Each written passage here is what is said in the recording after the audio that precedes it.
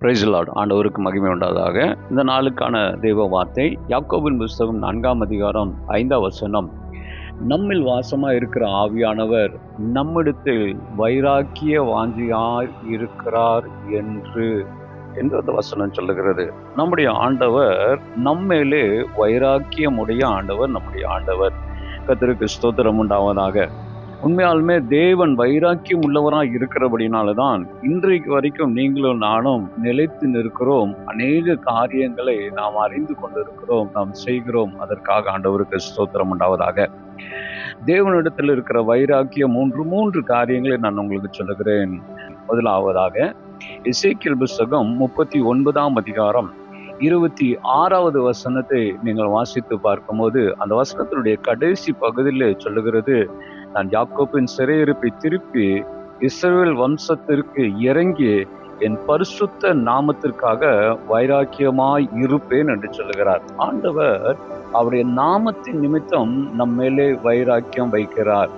யார் கர்த்தருடைய நாமத்தை தரித்துக் கொள்ளுகிறார்களோ, யார் அவருடைய நாமத்தை உயர்த்துகிறார்களோ அவர்கள் மேலே வைராக்கியம் இருக்கிறார். அவர் நாமத்தின் நிமித்தமாக வைராக்கியம் பாராட்டுகிறார். 1 சாமுவேல் 17ஆம் அதிகாரம் 45வது வசனத்தில் கர்த்தரின் நாமத்திலே வருகிறேன் என்று தாவீது கோலியாத்தை பார்த்து சொல்லுகிறான். அது நிமித்தமாக, அந்த நாமத்தின் நிமித்தமாகவே கர்த்தர் அந்த தாவீதுக்கு வெற்றியை தருகிறதை நாம் பார்க்கிறவர்களா இருக்கிறோம்.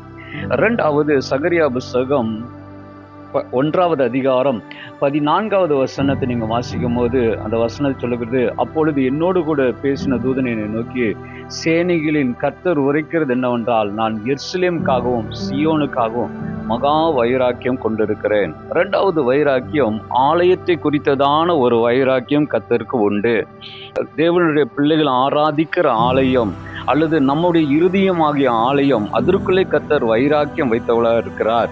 யோவான் 2ஆம் அதிகாரம் 17வது வசனத்தை, உம்முடைய வீட்டை குறித்ததான பக்தி வைராக்கியம் என்னை பற்றித்தது என்று வசனத்தில் வாசிக்கிறது போல ஆலயத்தை குறித்ததான ஒரு வைராக்கியத்தினாலே தேவன் நிரப்பியிருக்கிறார்.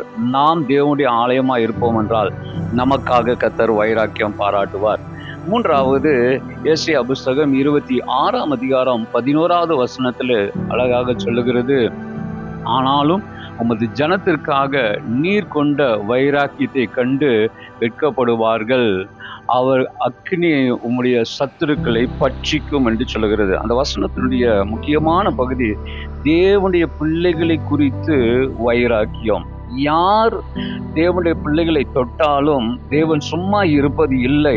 கர்த்தர் தேவனுடைய பிள்ளைகள் மேலே வைராக்கியம் கொண்டு அவர்களை விடுவிக்கிறவராய் இருக்கிறார். தானியேல் 3ஆம் அதிகாரம் நம்ம எல்லாருக்கும் தெரியும். சாத்ராக், மேஷாக், ஆபேத்நேகோ அவர்கள் தேவனுடைய பிள்ளைகள்.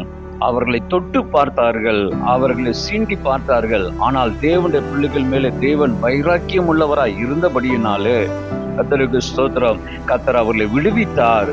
தேவன் எவ்வளவு பெரியவர் என்பதை காண்பித்தார். அருமையானவர்களே, இந்த நாளில் நம்மேலே வைராக்கியம் கொள்ளுகிற தேவன், ஆண்டவருக்கு வைராக்கியம் உண்டு. நிச்சயமாகவே தம்முடைய வைராக்கியத்தினாலே உங்களையும் என்னையும் காப்பாற்றுவாராக, உங்களையும் என்னையும் உயர்த்துவாராக, உங்களையும் என்னையும் கர்த்தர் மேன்மைப்படுத்துவாராக. அவருடைய நாமம் மாத்திரம் உயர்ந்திருப்பதாக. God bless you.